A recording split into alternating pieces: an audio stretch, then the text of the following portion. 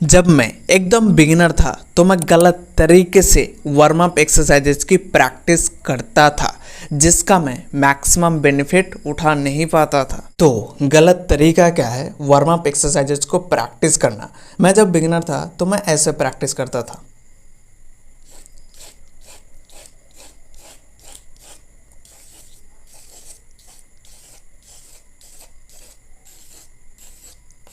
ऐसे प्रैक्टिस करता था, जिसकी वजह से मैं वार्म अप एक्सरसाइजेस की मैक्सिमम बेनिफिट उठा नहीं पाता था।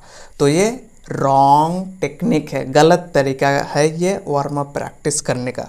तो सही तरीका क्या है? सही तरीका यही है कि आपको इस तरह से वार्म अप एक्सरसाइजेस की प्रैक्टिस करना है, जिसमें एक रूल हो, एक प्रोसेस हो, जिसे आपको प्रॉपरली मेंटेन करके, ठीक ठाक लेवल पर मेंटेन करके आपको प्रैक्टिस करना है। फॉर एग्जांपल, मैंने क्या किया कि एक लाइन लिया, ठीक, ये मैंने एक लाइन लिया, तो मैं एक रूल मेंटेन करने के लिए तो मैं यहाँ पर एक रूल रख सकता हूँ कि इसी एंगल में मैं मैक्सिमम लाइन ड्रॉ कर सकता हूँ। प्लस मैं एक और रूल ऐड कर सकता हूँ, वो है डिस्टेंस को मेंटेन करना। जैसे कि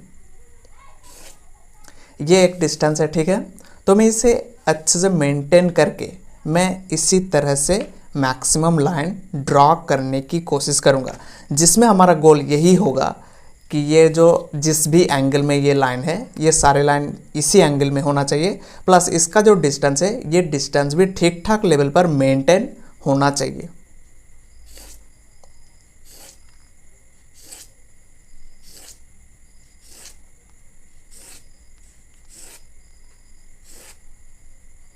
ठीक है, तो इसी तरह से आपको कर्व्स, डिफरेंट डिफरेंट शेप्स की आपको इसी तरह से प्रैक्टिस करना है। बेसिकली आपको एक रूल्स फॉलो करने की कोशिश करना है, तभी आप वार्म अप एक्सरसाइजेस का आप अच्छा खासा बेनिफिट उठा पाएंगे।